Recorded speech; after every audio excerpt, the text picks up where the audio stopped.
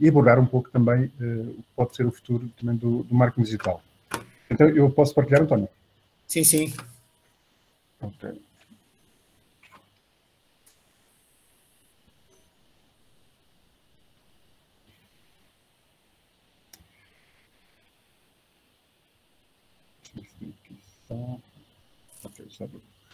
Pronto, muito bem. Então, eu vou começar por me apresentar. O meu nome é Jorge Garcia, como o professor António referiu, sou docente no Politécnico Viana do Castelo. Já sou docente no Politécnico Viana do Castelo há cerca de 17 anos, na área de informática, engenharia de software. Nos últimos anos, mais ligado também aqui à parte do marketing e da comunicação nos canais digitais, nas redes sociais, nos websites, nos diversos canais digitais que as marcas e as empresas podem utilizar para comunicar. Pronto, eu vou começar então por falar de algumas das principais tendências que existem dentro do marketing digital. Vou começar por falar do SEO, que é o Search Engine Optimization, que é uma forma de as empresas, as organizações, poderem ter os seus sites de uma forma mais competente e mais visível nos motores de busca, nomeadamente no Google. Porque uma das dificuldades que as empresas têm, as organizações, é que desenvolvem, hoje em dia já não é muito complicado desenvolver um site de internet. No entanto, com a concorrência que existe na web, na internet, é mais complicado colocá-los nos primeiros resultados do Google. Aparecer logo na primeira página, que é a página onde a maior parte dos utilizadores clicam nos resultados de pesquisa. E então, existem um conjunto de técnicas que se designam de SEO, Search Engine Optimization, que permitem, alterando um conjunto de parâmetros no website, otimizar de forma que o Google consiga indexar de uma forma melhor posicionada nos seus resultados de pesquisas. Depois vou falar de outras tecnologias, vou abordar a questão do mobile marketing, os modelos de negócio por subscrição, que é também uma tendência que existe muito no digital, a utilização destes modelos de negócio que mudaram um bocadinho o paradigma da forma como as marcas e as empresas podem vender os seus produtos. A questão da personalização e user experience, web analytics e big data, content marketing e storytelling. Então, são alguns dos tópicos e outros tópicos que irei abordar e que permitem perceber o que é que as empresas e organizações podem fazer no digital e como é que podem melhorar a forma como comunicam e como fazem o seu marketing nos canais digitais. Pronto, assim só para resumir os números do que existe atualmente em termos de utilizadores de internet em Portugal, numa população estimada de 10,15 milhões de pessoas que vivem em Portugal, existem cerca de 16 milhões de cartões de internet, de cartões de telefone que acedem à internet, e temos cerca de 8,6 milhões de pessoas que acedem à internet, que representam 85% da população, o que é um valor já bastante bom para o panorama europeu, já é um valor que nós temos subido nos últimos anos, e tem aqui uma taxa, então, já bastante elevada de utilizadores de internet em Portugal, que é bastante positivo para quem quer comunicar no digital. A mesma coisa se passa nas pessoas que utilizam as redes sociais, que representam praticamente o mesmo valor, 83,7% das pessoas em Portugal utilizam, então, as redes sociais para comunicar.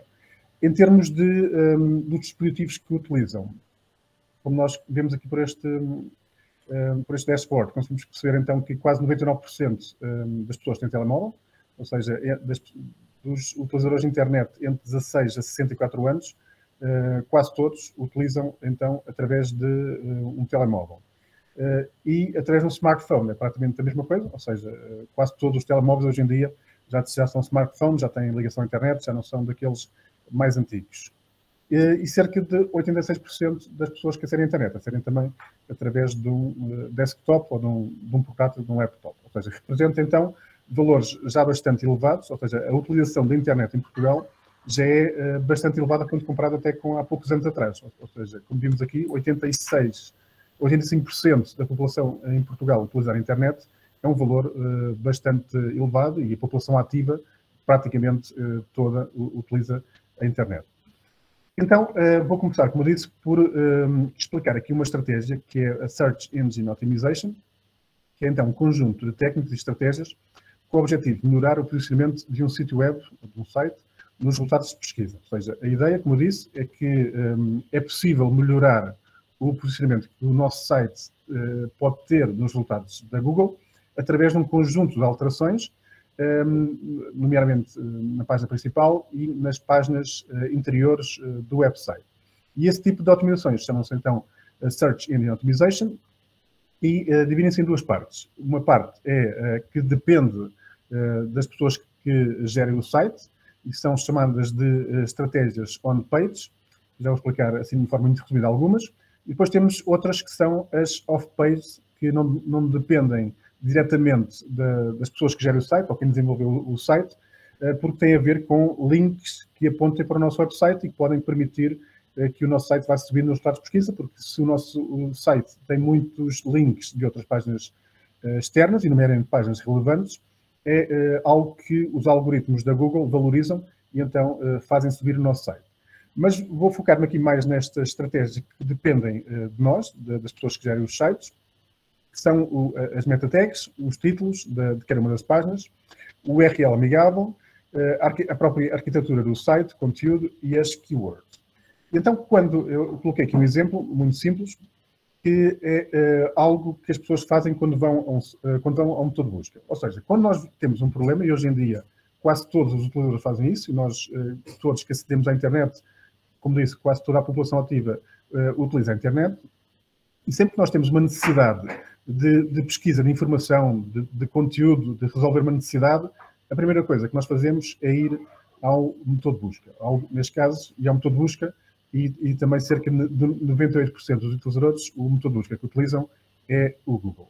E então, quando vão ao motor de busca ao Google, o que fazem é resolver uma necessidade, seja de informação, seja de pesquisa de um produto, seja resolver uma necessidade, seja procurar um contacto, alguma também necessidade de entretenimento, mas utilizam sempre o Google. E o que fazemos é colocar, então, keywords, palavras-chave, que nós achamos que estão relacionadas com ou que nós achamos que vamos encontrar rapidamente o que encontramos. E o Google, o que quer fazer é prestar um bom serviço. Para o Google, prestar um bom serviço é mostrar ao utilizador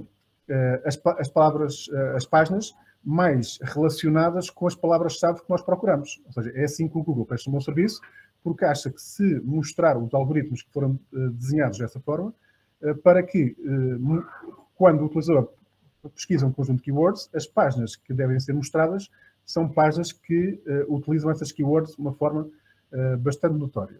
E então, se eu procurar aqui, neste exemplo, como eu coloquei aqui neste slide, se eu procurar loja móveis de Viana do Castelo, as primeiras páginas que aparecem e os primeiros resultados de pesquisa são estes aqui. Ou seja, são páginas que estão nos primeiros lugares, o que, em termos de negócio e em termos de notoriedade, é muito importante para estas páginas. E como é que aparecem aqui nestes primeiros lugares? Como é que estas páginas, como é que estes sites, como é que estas empresas conseguem que, quando alguém procura loja de móveis de Viana do Castelo, apareçam nos primeiros resultados? Algumas é sem querer, não fizeram de propósito, não têm nenhuma estratégia definida e pelas keywords que utilizaram de uma forma inconsciente, não foi deliberada, colocaram keywords que estão relacionadas com o que nós pesquisamos. E então, quando nós desenhamos o nosso site e as palavras-chave e os conteúdos que estão dentro do site, temos de pensar o que é que o utilizador vai pesquisar no motor de busca. E então, quando eu fiz a pesquisa loja de móveis Viana do Castelo, as páginas que aparecem são as páginas que vão ter estas keywords onde? No título da página, se vocês repararem, todas estas páginas que aparecem aqui têm ou no título ou nesta descrição que aparece aqui em baixo, ou então até no próprio URL. O que é o URL? É este endereço aqui, o endereço URL é este endereço que aparece aqui, o www. qualquer coisa. Ou seja, nestes 3 pontos, e estas são só umas estratégias muito simples, eu não vou ter tempo, obviamente, de estar aqui a mostrar todas as estratégias, mas só 3 estratégias básicas que melhoram logo o posicionamento de um site. Que é, no próprio URL, no título da página e na descrição, devemos colocar palavras-chave, keywords, que achamos que os utilizadores pesquisam quando estão a pesquisar um produto ou uma necessidade relacionada com o nosso negócio. Ou seja, se eu tenho uma loja, eu vou mostrar aqui este exemplo, que é o mobiliário Cambão, que aparece aqui em terceiro lugar. E porquê é que aparece aqui em terceiro lugar? Porque vários fatores que eu não vou ter tempo, como disse, de explicar aqui, por ter também SEO off-page, ou seja, páginas que apontam para o seu site, e por, neste caso, também utilizar, então, palavras-chave relacionadas com o que eu pesquisei, e eles têm isso na página. Ou seja, se nós repararmos, tem aqui na própria descrição, até parece o próprio Google coloca a negrito, essas keywords estão relacionadas. Aqui no caso deste site, não será só por causa destas keywords, porque vai aparecer aqui, em detrimento, por exemplo, desta, que esta aqui está mais até vocacionada para estas keywords do que este mobiliário cambão, tem a ver com outras estratégias que devem utilizar, de forma consciente, de forma deliberada ou não, mas conseguem posicionar-se melhor. E então, aparecem as páginas que utilizam estas keywords no título, na descrição, a descrição é este texto que aparece aqui por baixo, e no próprio URL, que é o próprio endereço, em que temos ali, por exemplo, lojas, no próprio endereço, aqui no Móveis Carla, o próprio site tem ali a palavra móveis, e aqui no L Móveis, o próprio endereço URL tem também ali a palavra móveis, e depois tem no próprio título móveis, Viana do Castelo e móveis. Ou seja, o que nós devemos fazer quando estamos a criar as páginas é pensar quais são, pensar e analisar e fazer uma pesquisa de keywords, que é o que temos aqui. Ou seja, devemos pensar quais são as keywords que as pessoas utilizam para procurar o meu negócio. Ou seja, se eu tenho uma loja de móveis, eu tenho de fazer um conjunto de pesquisas, também existem plataformas que ajudam a isso, para perceber o que é que o utilizador procura quando tem esta necessidade de produto ou de serviço. Ou seja, se quer procurar móveis em Viana do Castelo, é muito provável que procure loja de móveis em Viana do Castelo, ou procure mobiliário de sala em Viana do Castelo. Ou seja, temos de saber quais são as keywords mais pesquisadas relacionadas com o nosso negócio e depois todos os nossos conteúdos, todas as nossas páginas que temos no nosso website devem ser desenvolvidas, devem ser construídas com a utilização destas keywords que permitam que sempre que alguém pesquise algo relacionado, o nosso site apareça. E porquê é que vai aparecer? Porque nos nossos conteúdos, nas nossas páginas, nós utilizamos essas keywords. Ok? É assim que o algoritmo da Google funciona. É mostrar resultados relacionados com as keywords que nós procurarmos. Não adianta, se a minha loja, imagina que a minha loja de móveis chama-se, por exemplo, vou dar aqui um exemplo, loja de móveis António Silva. Se eu só colocar António Silva limitada no título e na descrição, não utilizar nenhumas keywords relacionadas, é muito pouco provável que o site apareça. Porquê? Porque não tenho nem na descrição, nem no endereço URL, nem no título, nem noutras métricas e de outros parâmetros que eu aqui não estou a detalhar, nada que indique que aquele site é um indicado para aquela pesquisa. Ou seja, nós temos de mostrar, através das keywords que utilizamos ao Google, que o nosso site é um site que o Google deve mostrar para que o utilizador que faça um conjunto de pesquisas com aquelas keywords apareça. Não é? E então a escolha de keywords, uma estratégia de posicionamento do nosso site nos primeiros resultados e uma estratégia de marketing digital para o nosso site é fundamental para que apareça nos primeiros resultados. E então a escolha de keywords é essencial tanto na pesquisa mobile como em desktop. Deve-se então analisar quais as keywords utilizar e uma forma de analisar muito bem é analisar a concorrência. E analisar a concorrência porquê? Porque quando fazemos uma pesquisa e vemos que estamos lá os nossos concorrentes, é perceber quais são as palavras-chave que eles utilizam para estar nesse primeiro lugar. Ou seja, se eu procurar loja de móveis e tal, e o meu concorrente, tenho que tentar perceber porque é que ele está ali e a minha loja não aparece. Se calhar há ali um conjunto de estratégias que eles estão a utilizar ou um conjunto de keywords que utilizam nas suas páginas que permitem que, quando eu faço este tipo de pesquisas, eles apareçam e a minha loja não aparece. Pronto, que são então estas três principais indicadores, que é o título, a descrição e as keywords, mas nós podemos então ver algumas páginas de resultados, podemos também ver keywords em plataformas que existem específicas para este tipo de análise e que vão ajudar a perceber então como é que nós podemos melhorar o posicionamento do nosso site. Existe também uma estratégia que é Long Tail SEO, que está relacionada com isto que eu estive a falar, que é, nós podemos pensar que utilizamos e que os utilizadores utilizam poucas palavras na pesquisa. No entanto, a maior parte dos utilizadores, se quer procurar móveis, não vai ao Google e escreve móveis. Ou seja, hoje em dia os utilizadores já são mais experientes, já têm uma forma de interagir com o Google e com as ferramentas digitais muito diferente do que era há uns anos. E então, quando querem procurar algo, utilizam muito mais keywords, mais palavras-chave, do que utilizavam há uns anos. E então o Long Tail SEO diz que quantas mais palavras ou quantas mais keywords o utilizador utilizar, mais provável é nós aparecermos para esse utilizador. Ou seja, se eu tenho uma loja de móveis em Viana do Castelo ou em Dark ou o que quer que seja e colocar mais keywords, é mais provável que o meu site vá ser mostrado a esse utilizador.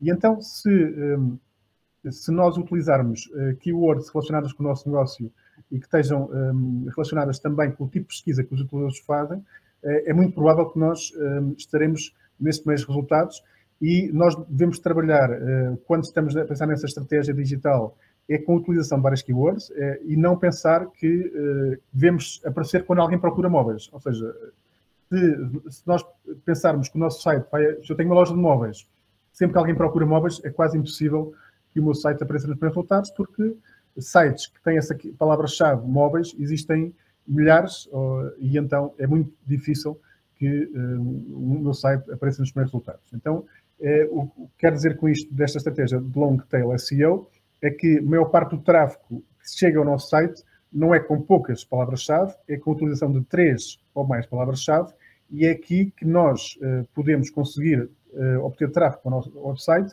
e é também neste tráfego que chega ao nosso site que nós podemos ter mais sucesso, porque se aquelas pessoas utilizam tantas keywords e bastante específicas, é porque estão mesmo a procurar algo específico, e se o nosso site aparece e vai mostrar esse conteúdo, a probabilidade de que tenhamos sucesso com essa pesquisa é também superior. Pronto. E então, numa estratégia digital e no marketing digital, é muito importante entender o utilizador. Tal como numa estratégia de marketing tradicional, também no marketing digital, é muito importante perceber para quem é que estamos a comunicar e para quem é que estamos a falar e a vender os nossos produtos e vender os nossos serviços. E então, quando nós temos um site, a primeira coisa que os utilizadores vão fazer é à procura do conteúdo que pesquisaram. Ou seja, se pesquisaram um conjunto de keywords, eles vão rapidamente à procura desse conteúdo, porque a maior parte dos utilizadores são bastante impacientes e não estão preocupados em ver se o site está bem feito, se o design está bem elaborado. O utilizador está à procura do conteúdo e resolver a sua necessidade, seja de informação, seja de entretenimento, seja de pesquisa de alguma informação relacionada com uma necessidade que tenha. O utilizador que navega na internet está à procura de resolver o mais rápido possível essa necessidade e não está à procura de perceber se o site está bem desenvolvido, se o design é atrativo ou não. E então, o que é importante atualmente, há uns anos não era tanto assim, mas em 2022, com os utilizadores que nós temos atualmente, e também devido ao facto de haver tanta oferta de canais digitais, redes sociais, websites, aplicações, os utilizadores, como têm tanta oferta, querem rapidamente ir ao local que mais rapidamente resolve o seu problema e resolve a sua necessidade. E então são muito orientados à tarefa, ou seja, o utilizador, seja uma aplicação, seja um telemóvel, seja um motor de busca, seja uma rede social, é orientar à tarefa. E essa tarefa pode ser uma resolução de entretenimento, passar tempo, pode ser a pesquisa de um contacto e só queremos ir pesquisar o contacto e encontramos o contacto e saímos logo do site, é saber o preço de um produto, saber uma descrição de um produto, uma comparação entre dois produtos, queremos rapidamente obter esse conteúdo. E então, quando ficamos satisfeitos com essa resolução dessa tarefa ou dessa necessidade, a primeira coisa que nós fazemos é abandonar o site. Por isso, não temos de ter essa ideia que o site tem que estar perfeito em termos de design, tentar tudo muito, em termos de design, muito bem elaborado. O que podemos pensar é se o conteúdo que estamos a mostrar ao utilizador vai ou não resolver a necessidade e vai levar a que o utilizador decida optar pelos nossos serviços, ou pelo nosso produto, ou comprar na nossa loja online, se assim for o caso. Porque, como eu disse, os utilizadores são muito impacientes, querem retorno imediato, não têm tempo a perder, e fazem então uma navegação direcionada ao conteúdo. O utilizador vai clicar nas opções mais prováveis que lhe permitem atingir o objetivo, que é resolver essa necessidade, e não pretende seguir a navegação natural. Outra das coisas muito importantes num website, e agora estamos ainda na vertente do canal digital principal ainda, que é o website, no mobile marketing os utilizadores estão cada vez mais a utilizar, e já há vários anos, a utilizar os dispositivos móveis. A maior parte da navegação em muitos sites, não são todos, porque há muitos sites que ainda, a maior parte do tráfego ainda é através de um portátil ou de um desktop, mas a grande maioria já dos sites, os utilizadores navegam principalmente utilizando um dispositivo móvel. E então é importante que o site seja responsivo. E o que é um site responsivo? É um site que se adapta automaticamente ao dispositivo onde está a ser acedido. Se for um tablet, ele ajusta os menus, os tipos de letra, a resolução, de forma a que a experiência do utilizador seja a mesma num telemóvel, num tablet, ou até num navegador de uma televisão, de um frigorífico, em qualquer browser em que o utilizador navegue para aceder ao website. A experiência de utilização tem que ser a mesma, seja que dispositivo for. E então isso designa-se de um website responsivo. É um site que automaticamente adapta-se ao dispositivo onde está a ser acedido. E isto é importante para que o utilizador não desista, porque nós todos já às vezes navegamos no telemóvel em websites que não têm esta característica de ser responsivo, não estão preparados para qualquer dispositivo, e temos de andar a fazer zoom, aumentar o ecrã, porque não conseguimos aceder, porque não está preparado para qualquer dispositivo. E então, atualmente, isso é quase o básico de qualquer website, é ser responsivo e ser adaptado ao mobile, ao tablet, ou o que for, porque o próprio Google vai penalizar nos resultados de pesquisa. Se nós fizermos uma pesquisa através do mobile, o Google não vai mostrar sites que não sejam adaptados, porque, mais uma vez, o Google quer prestar um bom serviço. E o Google, ao querer prestar um bom serviço, não vai mostrar, em primeiro lugar, os sites que não estejam preparados para um dispositivo móvel. Por isso, é importante que, e é quase uma coisa básica, como disse, atualmente, que qualquer site que seja desenvolvido esteja adaptado para qualquer dispositivo, seja um tablet ou um telemóvel, porque isso vai ser fundamental para essa navegação. E atualmente, e mais recentemente, já nem se fala em sites responsivos. Hoje em dia até já se fala uma abordagem ainda um bocadinho mais à frente, que é uma abordagem Mobile First Web Design. O que é que isto significa? Significa que hoje em dia os utilizadores navegam muito mais do telemóvel, e então já se pensa que o website deve estar primeiramente e primariamente desenvolvido com a melhor experiência de utilização para um telemóvel, para um dispositivo móvel, e depois também se adapta ao portátil ou ao computador, como vocês veem aqui.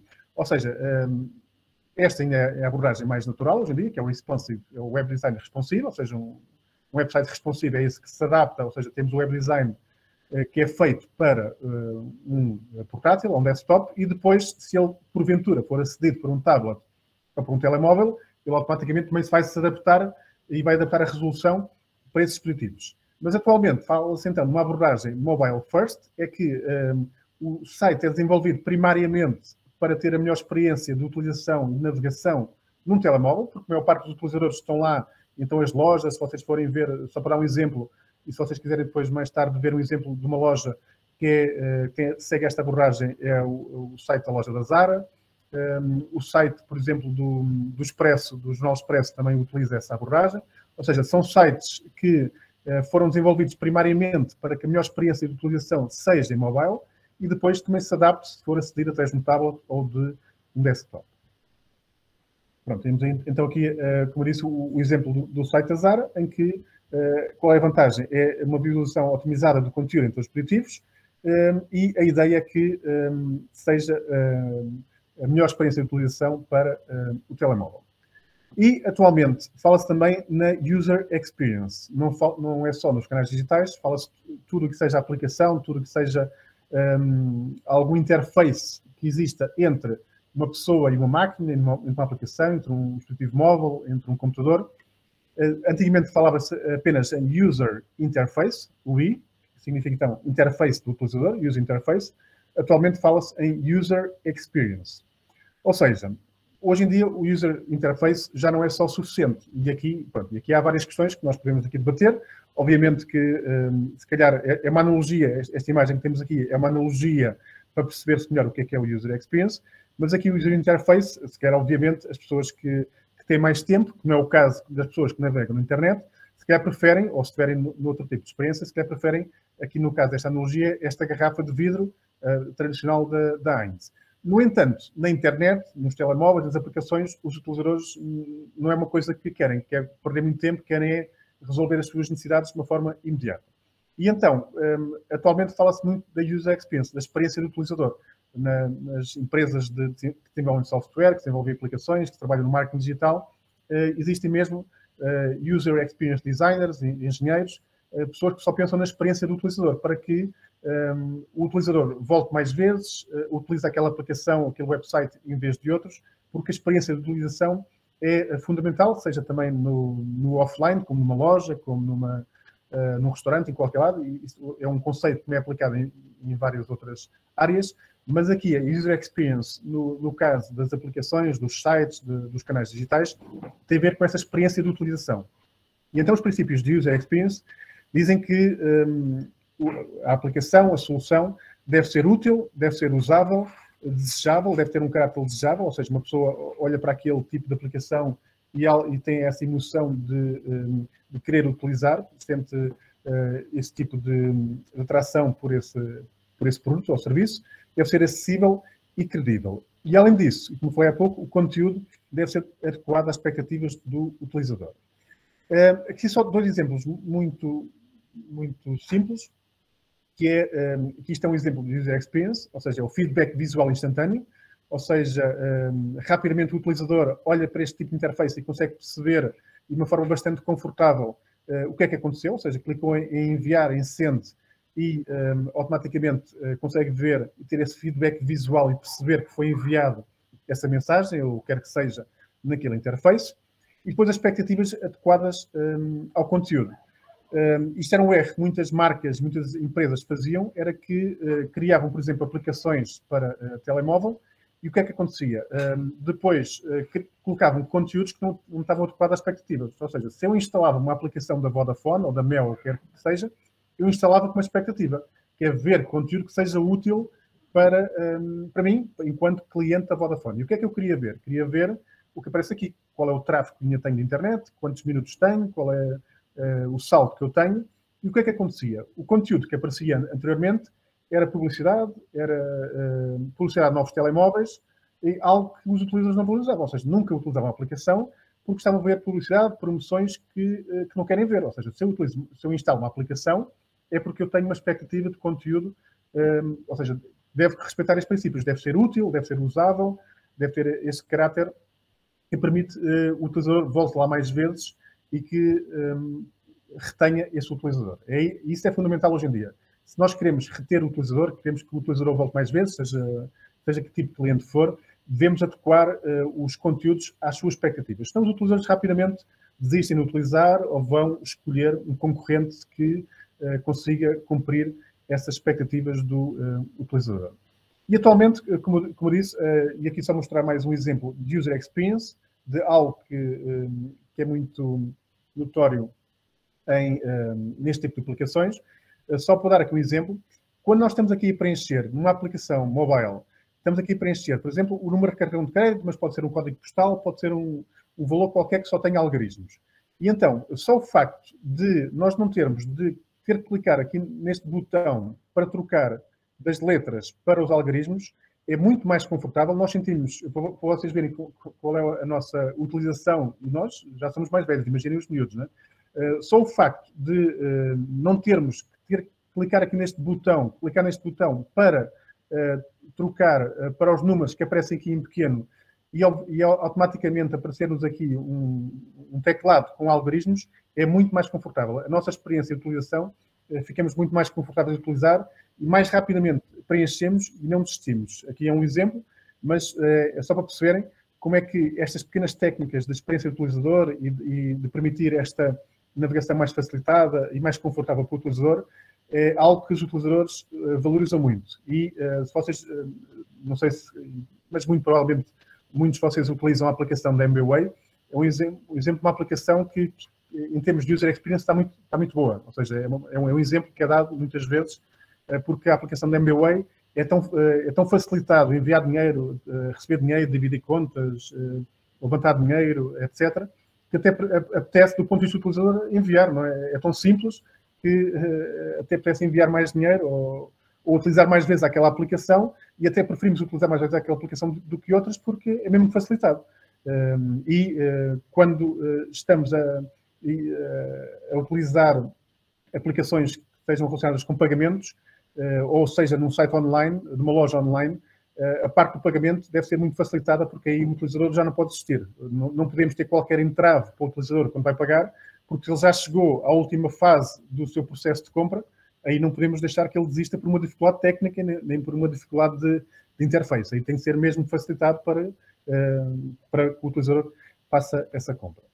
Bom, depois falamos então aqui de outra área que está muito crescendo no digital, que é a análise dos dados, seja de um site, através da Web Analytics. A Web Analytics é então uma disciplina ou uma área do marketing digital que está relacionada com a análise dos dados de navegação de um website, ou a área da Big Data, que é utilizada em vários contextos, mas aqui o Big Data na área do marketing digital, como vocês podem imaginar, com a grande quantidade de dispositivos, de aplicações, de sites, de canais, de newsletters, etc., que geram dados e geram grandes quantidades de dados, a análise destes dados, destes grandes repositórios de armazéns de dados, pode ser muito importante para quem trabalha nesta área do marketing, porque podemos ter aqui insights e aqui um conjunto de novas informações que podem ser muito importantes para tomar decisões estratégicas e também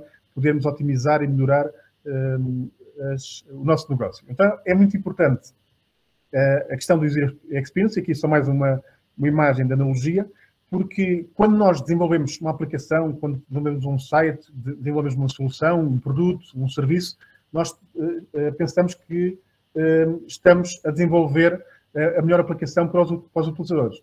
No entanto, logo com os primeiros dados que nós vamos recolhermos, vamos perceber que não, que os utilizadores vão logo tentar fazer aquilo da forma que acham que é mais rápido, que é mais conveniente, que é mais satisfatório, mais confortável para eles.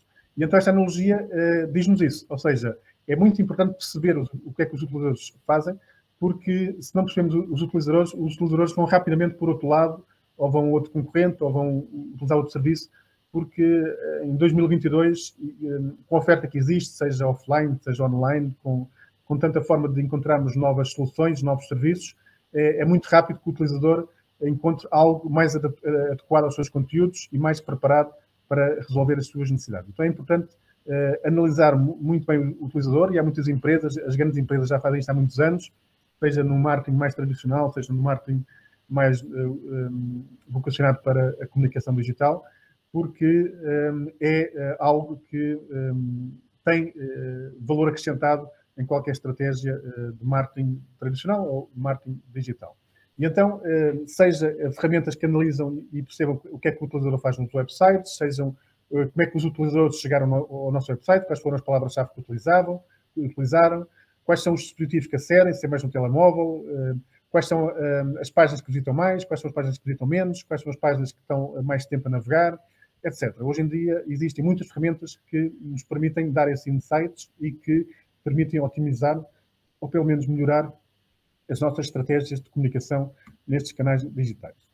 Depois aqui focando noutro tipo de estratégias, e vou agora mostrar aqui um conjunto de estratégias de marketing de conteúdo, que é o Content Marketing, que é então uma forma, já é uma forma muito antiga. O Content Marketing já existe há muitos anos, é algo que já existe em muitas estratégias do marketing tradicional desde que existe o marketing, desde que existem estas estratégias de comunicação, mas nos últimos anos e com as redes sociais, as marcas e as organizações utilizam muito este tipo de estratégia porque permite ter outro tipo de resultados. O que é o Content Marketing? É então um conjunto de estratégias que podem ser utilizadas, e agora aqui vou focar mais nas redes sociais, mas pode ser utilizado em outros contextos, né, através de blogs, através de newsletters, através até do próprio website e dos conteúdos que são desenvolvidos. Mas eu aqui vou focar-me no Content Marketing mais aplicado nas redes sociais e que tem a ver a forma como as marcas, as empresas, as organizações comunicam nas redes sociais. Como é que as marcas podem fazer diferença nas redes sociais? A maior parte das marcas precisam, e atualmente com a quantidade de páginas de pessoas que comunicam nas redes sociais, existem também muitos conteúdos que são comunicados diariamente nas redes sociais. E então temos de acrescentar valor. Com tantos conteúdos que existem nas redes sociais, já nada é novo. Ou seja, os utilizadores já não ficam impressionados facilmente. Não é? Tem que ser algo que acrescente valor, porque se temos uma marca que vende online ou que quer vender um serviço, ou quer vender um produto, ou quer vender um curso, ou quer o que quer que seja, não chega a estar só a colocar publicidade, porque os utilizadores não interagem com publicidade. Nós não vamos meter like no anúncio numa rede social, no Facebook ou no Instagram. Nós não vamos partilhar um anúncio. Só se for algo muito relacionado connosco, ou com um familiar, ou com um amigo, é que vamos querer ajudar essa pessoa. Porque, tirando isso, nós não vamos estar a interagir com o anúncio, não vamos querer pôr não vamos querer fazer uma partilha do anúncio numa rede social, porque isso não valorizamos. E então o content marketing está relacionado com conteúdos que nós podemos produzir nas redes sociais, que as nossas marcas, que as nossas empresas, organizações podem produzir nas redes sociais, obviamente relacionadas com o nosso negócio, mas que acrescentam valor. Ou seja, conteúdos que, de uma forma mais simplista, que simulada, divulgam o nosso serviço, os nossos produtos, mas que acrescentem valor e que o utilizador tenha ali uma componente de entretenimento, ou uma componente que leve a que o utilizador reaja a esses conteúdos e que pare para visualizar esses conteúdos por alguma razão, seja pela componente de entretenimento, seja pela componente de informação, ou seja pela componente que acrescente valor a esse utilizador. E então, este tipo de estratégia, já vou mostrar alguns exemplos só para contextualizar mais o que eu estou a dizer, mas é uma estratégia que vai melhorar o relacionamento dos seguidores clientes com a marca, vai aumentar a taxa de engagement. O que é a taxa de engagement? É a taxa de interação, ou seja, o engagement é então essa interação que os utilizadores têm com as nossas redes sociais. E o que é a interação? É uma partilha, é um like, é um clique num link, é mais uma visualização num vídeo, etc. Aumenta a visibilidade da marca e empresa, porque se nós levarmos a que as pessoas partilhem mais, ou cliquem mais, ou que façam like nos nossos conteúdos, vai aparecer a mais pessoas, o que permite então aumentar o brand awareness, ou seja, a visibilidade e exposição da marca para mais pessoas. Vai criar seguidores, fãs da marca, porque gostam tanto dos nossos conteúdos. E só para dar um exemplo, não sei se vocês seguem marcas nas redes sociais, mas, por exemplo, a Superboc, a Control, a Lutobeirão, são sempre exemplos que são dados porque trabalham muito bem esses conteúdos e só por terem esses conteúdos trazem mais seguidores e fãs que se calhar até nem utilizam muito os seus produtos, mas por gostarem dos seus conteúdos começam a seguir a marca e começam a partilhar e começam a expor a marca a mais pessoas, mas também de uma forma mais ou menos dissimulada, como eu disse, conseguimos promover os serviços e produtos com conteúdo que é relevante para os utilizadores. Pronto, vou só aqui mostrar alguns exemplos rapidamente. Temos aqui 3 exemplos, 3 rádios, que são a Mega Hits, a Rádio Comercial e a RFM. E a Mega Hits, a Rádio Comercial e a RFM não podem estar constantemente a divulgar os seus produtos, a falarem do programa da manhã, ou a falar dos programas que estão a fazer, mas muitas vezes fazem. Então o que é que fazem? Tem aqui uma estratégia de conteúdos para levar as pessoas a interagir com estes conteúdos e a partilhar estes conteúdos. Ou seja, desenvolvem conteúdos, ou seja, têm aqui uma estratégia com profissionais da área do marketing digital, em que vão trabalhar conteúdos de forma a que as pessoas interajam e que as pessoas partilhem. E esse conteúdo aqui é puramente entretenimento, porque estas rádios têm esta componente de entretenimento, a Comercial, a RFM e a Mega Hits, são rádios que têm uma programação mais de entretenimento, e a ideia deles é então criar conteúdo relevante, que acrescente valor, neste caso entretenimento, que leva a que as pessoas partilhem, interajam, e isso vai aparecer a mais pessoas. Ou seja, criam aqui um conteúdo aqui mais humorístico, e como vocês veem, aqui um conteúdo que não está minimamente relacionado com o negócio que é rádio, nem com os seus programas, que é um conteúdo puramente humorístico e entretenimento, leva a que praticamente 8 mil pessoas reajam a este conteúdo e haja, nesta altura, e depois provavelmente houve mais, 500 partilhas em que estão a expor mais a marca e estão de uma forma orgânica, ou seja, de uma forma gratuita, estão a partilhar a marca a milhares de pessoas nas redes sociais. Então, isto são estratégias de marketing de conteúdo, em que só através de conteúdo estamos a promover a nossa marca, os nossos produtos e os nossos serviços. Aqui, outros exemplos rapidamente. Isto é um exemplo da CUF. Então, aqui não é tanto entretenimento, aqui é um conteúdo que acrescenta valor, e a CUF, neste caso, um hospital privado, produz conteúdos relacionados, obviamente não a fazer a promoção direta dos seus produtos, mas produz conteúdos que acrescentam valor ao utilizador. Se fosse publicidade, ninguém partilhava este conteúdo, mas como é um conteúdo que acrescenta valor, seja informativo, seja conteúdo que os utilizadores acham relevante, vão partilhar porque querem que outros colegas vejam isto, querem que familiares vejam isto, e então vão partilhar este conteúdo de forma orgânica e vão conseguir alcançar muito mais gente, vão expor a marca, vão também passar os valores da marca, vão posicionar a marca como uma marca que tem autoridade dentro desta área da saúde, e isso é, então, mais um exemplo de content marketing. Só aqui mais 2 exemplos rapidamente, que é da Luca Beirão, aqui é da UC, que é como vocês sabem e bem, uma loja online de venda de livros. Portanto, são exemplos de marcas que têm, obviamente, um departamento de comunicação e marketing que trabalha estes conteúdos, porque tem esta parte bastante profissionalizada, e então trabalha muito bem isto e consegue, então, através de estratégias de marketing de conteúdo, fazer este tipo de promoção dos seus produtos e serviços de uma forma mais simulada. Pronto, este é outro exemplo. Este aqui eu não vou mostrar porque é um vídeo ainda um bocadinho extenso, mas é uma marca de pensos higiênicos americana, que é Always, em que, através de uma estratégia de conteúdo focada nas jovens adolescentes americanas, conseguiu também, e através da utilização desta hashtag, Like a Girl, consegue, através de uma estratégia de conteúdo, em que, estão a ver aqui, isto é um vídeo de 2014, e em 2014 ter 68 mil visualizações já era bastante bom, atualmente ainda é bastante bom, mas já não é tanto como era em 2014. Isto, 68 milhões de visualizações em 2014 era um número realmente astronómico. Hoje em dia é um número excelente, mas em 2014 era astronómico.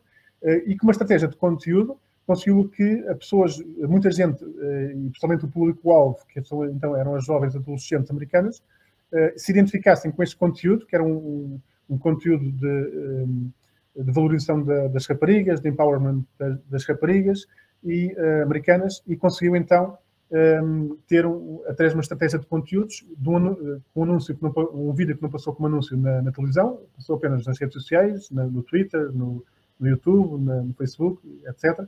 E conseguiu com este vídeo, obviamente teve um custo a produzir este conteúdo em termos de produção de vídeo, mas conseguiu expor a marca e conseguiu posicionar a marca como uma marca que se preocupa com o seu público-alvo, neste caso são as jovens, neste caso que era o público-alvo que queria atingir com este conteúdo, que eram as jovens adolescentes americanas. Outra das estratégias que funciona muito bem no digital, também funciona também no marketing tradicional, mas funciona aqui em particular também muito bem no digital, que é o storytelling, que é a capacidade de contar histórias de maneira relevante, com a utilização de recursos, seja imagem, som e vídeo, que juntamente com as palavras, com os textos, consegue ter um caráter persuasivo e de retenção, que ajuda a partilhar ideias e valores da marca e que permite criar um relacionamento mais próximo com os seguidores, clientes da marca e com os potenciais clientes, através das histórias que podem surgir.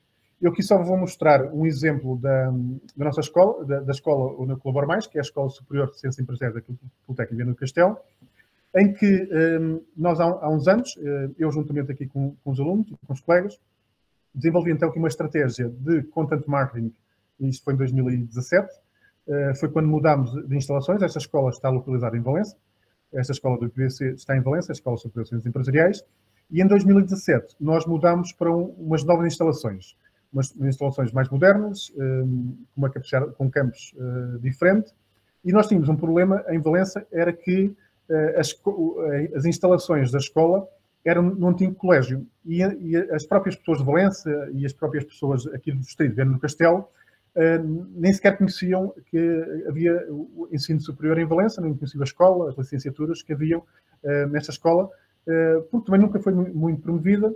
E então, através deste projeto, que chamava-se Essência 10, a ideia foi, através de storytelling, através de várias estratégias relacionadas com content marketing, com marketing digital, promover não só a escola, como o campus, como as instalações modernas, como dar a conhecer os professores, os alunos, os funcionários, todas as pessoas que trabalhavam na escola, e foi uma estratégia que funciona muito bem.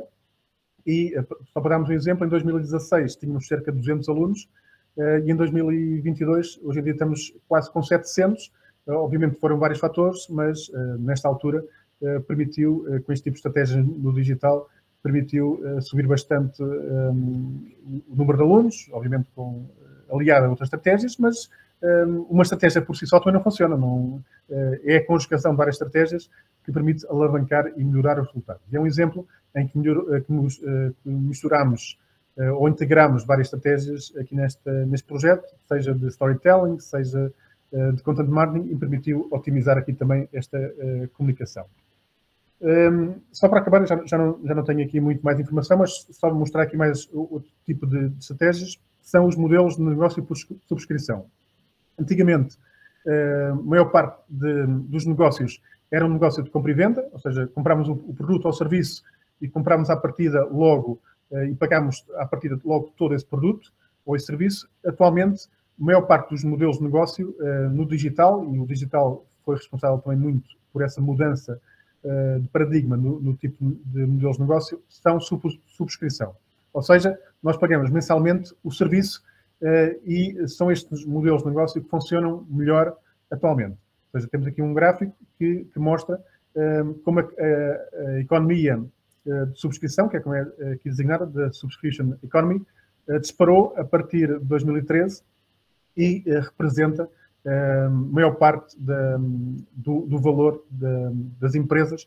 São empresas que utilizam, então, modelos de negócio por subscrição, porque são modelos de negócio que funcionam muito bem, e se pararmos, quase todos os setores de economia, todas as áreas de negócio, seja um carro, seja filmes, seja software que era mesmo de faturação, de gestão, da Adobe, seja ouvir música, seja com isso o carro, hoje em dia é muito leasing, é muito aluguéis de longa duração, é muito através de subscrição, seja telemóveis, seja o que for, a maior parte dos negócios, seja Uber, seja... Pronto, há inúmeros exemplos de como os modelos de negócio por subscrição invadiram a economia e como são os modelos que têm mais sucesso. Porquê? Porque permitem uma personalização da experiência, é muito mais cómodo, temos sempre as coisas atualizadas, existe um atendimento ao cliente permanente, a facilidade de acesso, uma redução de custos iniciais, não temos um custo inicial, sem grandes custos iniciais conseguimos logo usufruir da experiência, que é o que já vou explicar a seguir, que é algo que é muito valorizado. Existe uma redução de custos de manutenção e é um modelo de negócio cada vez mais adotado e cada vez mais vai ser adotado nos próximos anos por várias áreas de negócio e várias áreas da economia. Só para dar um exemplo, no Reino Unido, 4 em 5 pessoas têm pelo menos um serviço subscrito, utilizam um modelo de negócio por subscrição, e em Portugal, depois da pandemia, isto cresceu bastante, e quase todos nós, hoje em dia, seja Netflix, seja Dropbox, seja Spotify, seja Uber, seja o lugar do carro, seja software, quase todos nós já estamos a utilizar estes modelos de negócio por subscrição, e é uma tendência cada vez maior. E isto está relacionado também com uma área de economia que chama-se Sharing Economy, em que há uma partilha de recursos e que está também a crescer bastante. Em 2013, a Sharing Economy tinha uma fração muito pequena de toda a economia, do volume de negócios da economia. Em 2025 espera-se que a Sharing Economy, em que haja essa partilha de recursos, represente metade de todo o valor da troca de bens e serviços na economia. Isso tem a ver com o quê? Tem a ver com a inovação tecnológica e com a inovação que levou a que também os próprios consumidores mudassem muito nos últimos anos. E, atualmente, e estas gerações, as gerações de consumo, já apanham muito a geração millennial e já apanham muitas gerações muito mais jovens.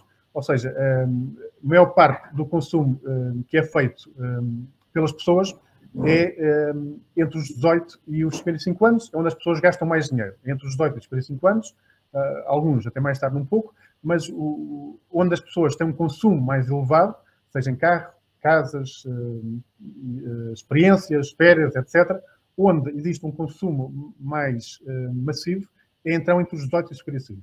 Já existem muitas pessoas, entre os 18 e os 35, que já têm este tipo de abordagem. E não podemos esquecer que daqui a 10, 20 anos, os grandes consumidores são pessoas que têm 15 anos, 16 anos, 18 anos, 25 anos e que vão ser os grandes consumidores dos próximos anos. Então é importante perceber quem são estas pessoas e onde é que as pessoas vão gastar o dinheiro. Se calhar já não vão comprar o jornal numa tabacaria, já vão consumir produtos digitais, e por isso é muito importante perceber que atualmente os jovens preferem gastar, então, como diz aqui esta citação do Jeremy Young, preferem gastar o dinheiro em experiências e não em coisas. Já ninguém compra um disco. Antigamente, gerações mais antigas, mais velhas, tinham o gosto de comprar as coisas. Era algo que valorizavam, ter a posse das coisas. Os jovens não estão preocupados em ter coisas. Querem é ter o acesso às experiências. Não é algo que valorizam. Não querem ter algo na sala de estar para mostrar. Não se importam de ter um carro, não se importam de não ter uma casa, não se importam de ter os bens físicos e mostrar que têm esses bens. Não é algo que valorizam. Preferem gastar numas férias, num melhor telemóvel, se for alugado, no melhor carro, se for alugado, no melhor... seja o que for, preferem ter o acesso à experiência imediata, preferem o acesso imediato a essa experiência e não em coisas. E então o acesso à experiência é muito valorizado pela geração Millennium e pela geração Z, que vão ser os grandes expenders, vão ser os grandes consumidores a curto, médio prazo. E isso é importante para quem quer vender para esses consumidores. Porquê? Porque esses grandes consumidores valorizam, então, muito mais o acesso à experiência ao invés da posse de bens. Querem ter essa experiência imediata. E então preferem arrendar um apartamento no Airbnb se se permitir ir passar férias naquela cidade, porque se o hotel for muito caro ou se não for possível, não se importam de pagar de outra forma se se permitir o acesso à experiência. Preferem fazer o leasing do automóvel se permitir ter um carro melhor. Preferem andar de Uber ou de táxi, não se importam de não levar o seu próprio carro. Preferem ouvir uma música no Spotify e também porque nunca compraram CDs, nem sequer compraram músicas digitais, nem compraram MP3 e preferem ter essa experiência e conseguir ouvir as músicas que querem. O Netflix, toda a gente sabe. Ou seja, o sucesso dos modelos de negócio por subscrição também tem muito a ver com estas novas gerações que que nasceram já com essa facilidade e com tudo de uma forma muito imediata e então também querem comprar as coisas, querem ter as experiências também de uma forma muito imediata. É por isso que estes modelos de negócio por subscrição têm tanto sucesso. Então, só para acabar esta minha apresentação, vou mostrar aqui um vídeo que é um vídeo que já tem uns 2 ou 3 anos, que foi feito por uma agência de comunicação de Lisboa, que eu agora não consigo precisar exatamente qual foi a agência de comunicação, que quis mostrar de uma forma mais pragmática e em vez de ser com gráficos, com tabelas, quis mostrar através de um vídeo porque é que as coisas mudaram bastante nos últimos anos e porque é que o perfil do consumidor e a forma como nós todos, e até nós, e eu estou a falar dos mais jovens, mas nós rapidamente nos adaptamos. Nós rapidamente nos adaptamos a estas ferramentas e nós próprios também passamos muito tempo nas redes sociais e já utilizamos muitas aplicações para comprar online e para fazer transferências através do MBWay. Nós rapidamente também nos adaptamos. Não é só os mais jovens. Por isso, vou mostrar este vídeo que mostra como é que, e para acabar, como é que são os novos consumidores da atualidade. Espero que consigam ouvir. Se não conseguirem ouvir, digam-me, por favor. Não foram os tempos que mudaram, foram as pessoas. Não foi o mundo que mudou, somos nós que estamos diferentes. Somos nós que estamos a mudar o mundo. E isso nota-se todos os dias, nas pequenas e nas grandes coisas. Reparem como deixámos a gravata e o fato formal. Reparem como nos começaram a tratar pelo nome próprio no cabeleireiro ou por tu na nossa rádio. Como desapareceram das conversas do dia-a-dia todas aquelas protocolares saudações que crescemos a ouvir. O senhor, a senhora dona, o senhor doutor. Reparem nas mulheres de 50 que se vestem de 30. Nas senhoras de 40 que se vestem de 20. Que partilham com as filhas mais novas os sapatos e o ginásio, porque a juventude pode durar para quase sempre. Porque todos os dias nos vendem isso. Reparem na forma como elas, as senhoras, falam umas com as outras. A melhor compra deixou de ser a mais cara. Passou a ser o melhor negócio. Se antes tínhamos vergonha de dizer que tínhamos poupado nos sapatos, hoje é uma vergonha dizer que foram caros. Passámos a valorizar mais a inteligência do que a propriedade. Reparem como passámos a renegar tudo o que nos trouxe até aqui. A produção em massa, os locais de massas, a produtização, até o plástico. como passámos a preferir o que é local, como voltámos a procurar algo que nos devolva uma noção de genuíno. Reparem como, literalmente, elevamos os animais à categoria de pessoas. Têm nomes como os nossos, roupa como a nossa, refeições gourmet, cuidados médicos e outras atenções às vezes maiores que as nossas. Reparem nos murais das redes como passamos a reclamar ou a exigir. Mais do que isso, como passamos a conhecer todos os nossos direitos como se fôssemos advogados e a reivindicá-los em voz alta como se fôssemos manifestantes. Reparem como protestamos sobre tudo, sobre nada. Reparem como hoje falamos sempre mais de direitos do que de deveres. E no tempo dos direitos, temos direito ao tempo, ao nosso tempo. Já ninguém espera que se espere pelo papel da repartição, pelo médico para a consulta, pelos anúncios da televisão. E se esperamos, protestamos. Para não perder tempo, deixamos de medir a proximidade em metros ou quilómetros para medi-la em minutos e em horas. O que estava aqui ao lado passa a estar longe. O que estava longe passa a estar aqui ao lado. O nosso sucesso era medido pelo que fazíamos no trabalho. Hoje é medido pelo que fazemos fora dele. Nas fotografias de viagens que partilhamos no Instagram, nas séries que vemos no Netflix, nos resultados de corrida que publicamos no Facebook. O ócio deixou de ser censurável. Passou a ser aclamado e celebrado com likes às dezenas. Ser-se ocioso é ser-se bem-sucedido. O nosso tempo é nosso. Lutamos no casamento para ganhar na lua de mel. Trocamos o faqueiro que não serve para nada pela viagem. Compramos as filhoses de Natal na pastelaria para não termos que as fazer. Não tiramos o serviço bom do armário para depois não ter que o arrumar. O nosso tempo é nosso. E queremos mais tempo. Exigimos mais tempo de todos, de tudo, até da vida. Parem e reparem como os nossos filhos se tornaram em nutricionistas capazes de discutir valores calóricos com especialistas. Antes, os ricos comiam suculentos bifes. Hoje comem sementes de coisas que dificilmente sabemos filtrar. A comida dos pobres tornou-se a comida dos ricos. A comida dos ricos tornou-se a comida dos pobres. Parem e reparem como nunca mais ninguém morreu de morte natural. Todas as mortes passaram a ser causadas por uma qualquer doença ou complicação que, em última instância, até podia ter cura ou ser evitada. Porque da medicina hoje exigimos o que antes até chamávamos de milagres.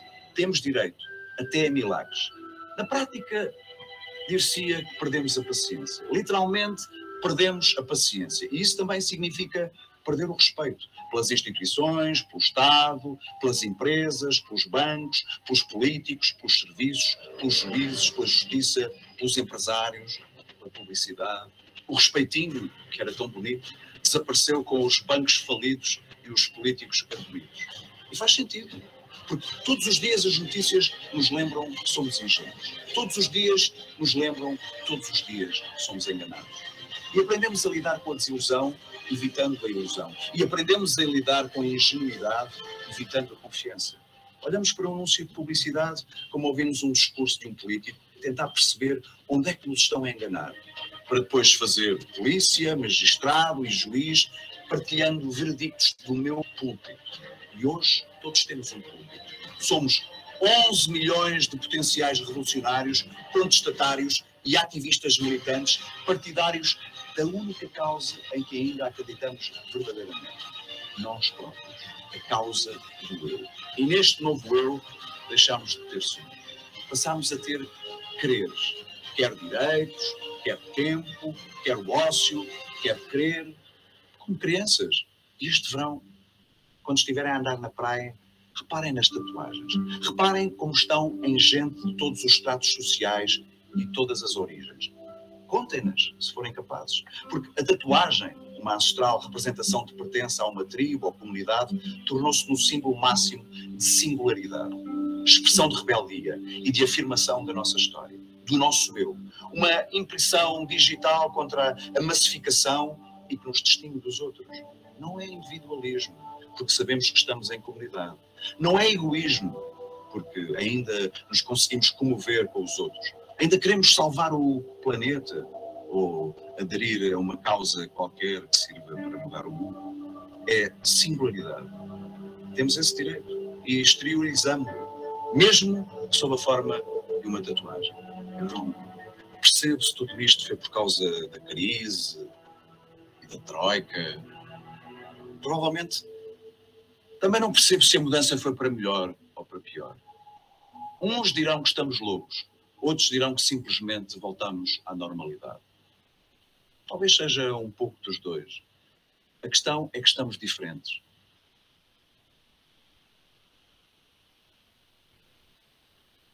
Ok, era isto que eu tinha por apresentar. Espero que tenha conseguido passar aqui algumas informações relacionadas aqui com o marketing digital e aqui com o novo perfil do consumidor atual. E, à disposição, alguma questão que queiram fazer? Eu posso fazer uma questão, eu sou José Costa Lerma aqui, ao professor Jorge Garcia, aí pois que a geração Z e os millennials vão consumir novas experiências, mas é só uma curiosidade. Nós reparamos que agora os discos vinilos estão em força a vender, não é? É um volta atrás muito grande, e só esses jovens estão a comprar. Sim, ou seja, obviamente que vai haver sempre consumidores para todo o tipo de produtos, mas a grande maioria dos consumidores, como nós vemos com o Spotify, com o Netflix, querem as coisas mais imediatas. No entanto, vai haver sempre nichos de mercado, ou seja, os discos de vinil é um nicho de mercado, não é algo que seja massificado, é apenas um nicho de mercado. Obviamente vai haver sempre aquilo, como dei aquele exemplo, daquela analogia entre a garrafa de ketchup de vidro da Heinz e a moderna, que é só apertar, toda a gente olha para aquilo e percebe e sai logo o ketchup, é muito mais facilitado. Obviamente vai haver sempre um nicho de mercado que prefere a garrafa de vidro, e isso nunca vai desaparecer. Mas a maior parte dos consumidores, onde vai estar a maior parte do negócio, vai estar naqueles que conseguirem mais rapidamente responder às expectativas dos consumidores. Experiência, não é? Experiência, exatamente. Ok, foi só uma introdução geral, espero que tenham gostado e espero que tenha também aqui mostrado alguns conceitos relacionados com esta área. Eu achei muito bom, muito rico a intervenção e dei por mim a pensar o que é que nós temos que fazer na sala de aulas para conseguirmos ter um discurso que esteja de acordo com as expectativas dos alunos, não é? Que é isso que eu não pensei nós assim. obtivemos a resposta àquela nossa questão de há bocado. Vai ter que ser pela subscrição. Exato, vai ser que arranjar maneira o que estive a pensar de ensinar através da subscrição. Nas escolas privadas é um bocadinho isso, não é? Nas escolas privadas já é um bocadinho isso que acontece, não é? Mas, não, o que o professor diz em relação às salas de aula, o que é que nós temos de adaptar? Aqui não é de adaptar, ou seja, eu acho que aqui, cada vez mais, e sempre foi assim, quando nós falamos, e aqui quando falamos com os nossos alunos, é o nosso público-alvo. E como em qualquer estratégia de marketing, e aqui, obviamente, os nossos alunos não são nossos clientes, mas fazendo a analogia, temos de perceber para quem é que estamos a falar. E isso é muitas vezes o que, à medida que os anos vão passando, e eu também já sou professor desde 2004, o que é que acontece? Um aluno em 2004 já não é igual a um aluno em 2022. E o que é que nós temos? E é um erro que muitas vezes nós pensamos, ou seja, nós pensamos que em 2, 3 anos o perfil do aluno não muda muito e vai mudando.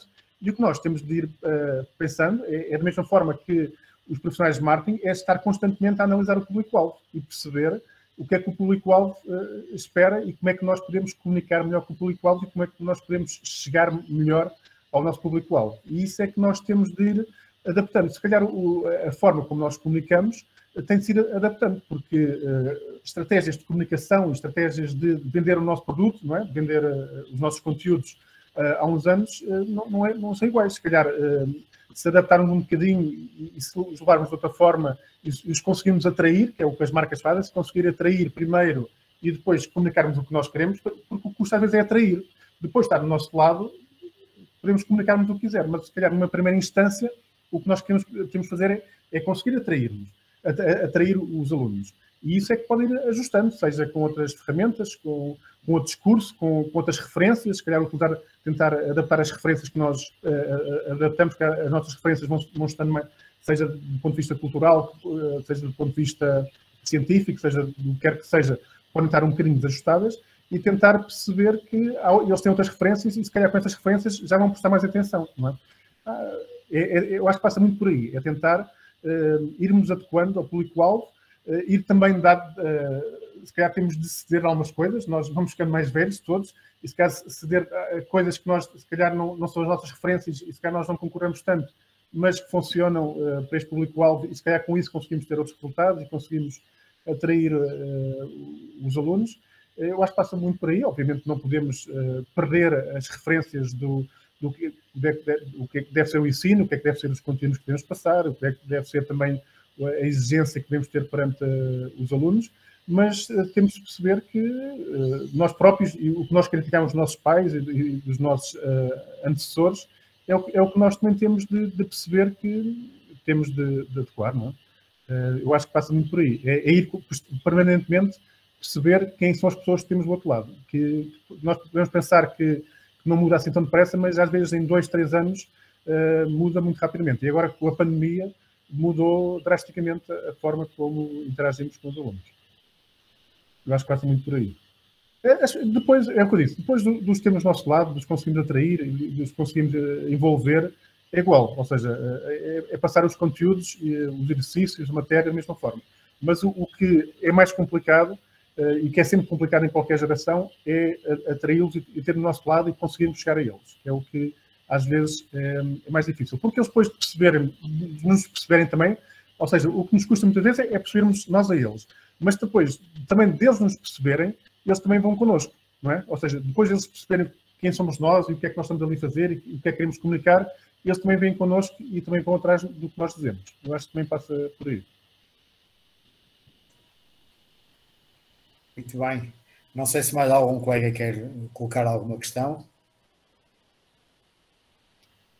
Se não, agradeço mais uma vez, Sr. Jorge, por a sua disponibilidade. Obrigado. Foi um prazer estar aqui e poder partilhar aqui com colegas a minha experiência nesta área. Pronto, é a minha área que eu trabalho mais nos últimos anos. Espero que tenham desfrutado e espero também vê-los noutras oportunidades e ao dispor também de qualquer coisa que necessitem. Muito obrigado a todos. Obrigado. Obrigado. Obrigado. Ora, muito bem. Muito bem, temos que criar páginas. Quando mando os alunos pesquisar força, tenho que pôr lá Cristiano Ronaldo e palavras-chave e vai Cristiano Ronaldo para força. Temos que pensar que aquela ideia que ele deixou do que os consumidores vão à procura de resolver as suas necessidades, é um bocadinho isso que já temos que mudar nas nossas escolas, não é? E tentar encontrar coisas que respondam às necessidades que eles tenham. Para isso temos que perceber quais é que são as necessidades que eles têm, não é? Para isso temos que os conhecer melhor e perceber, não é? E a forma como comunicamos tem que ser necessariamente diferente, muito mais curta, muito mais direta. Sim. Eu estive como em Santa Maria da Feira, que o Ministério da Educação fez durante 2 anos sobre o 54-55 em Santa Maria da Feira. E numa das conferências que eu fui assistir, estava lá um professor do técnico que disse que no máximo só podíamos falar durante 10 minutos, porque ao fim de 10 minutos os estudos feitos diziam que os alunos desligavam completamente. E então ele disse, olha, eu vou ter 10 minutos para falar. Claro. E é isso mesmo. Eu acho que é isso mesmo. Pessoal, está feito por hoje, não é? Na quinta-feira coloco uma atividadezinha para desenvolverem de forma autónoma, está bem? E então para a semana vem cá o... Olívia, desculpa, quando tu dizes de forma autónoma, pode ser o grupo junto. Sim, perfeitamente, sim. Bem, pode ser cada uma das equipas, mas também podemos criar sinergias fora das escolas, não é? Bem? E quando crio aqueles espaços a gente partilhar e comentar, é exatamente para nos habituarmos a falar uns com os outros, não é? Criarmos aqui uma rede maior do que a nossa escola. Acho que isso também era positivo conseguirmos no final desta formação. Para a semana, então, vem o professor Luís Valente falar sobre as questões da referenciação e dos direitos de autor, está bem? Para a semana é a última sessão. É a última sessão, temos que ensaiar a música da despedida, não é? Cantar. E o jantar. Ok? Um abraço. Lira, o Indaletes esteve sempre aqui ao lado, está bem? Ainda está aqui, coitado. Sim. Não há problema nenhum. Tá? Nós ouvimos a vossa conversa, Leme. Ouviram?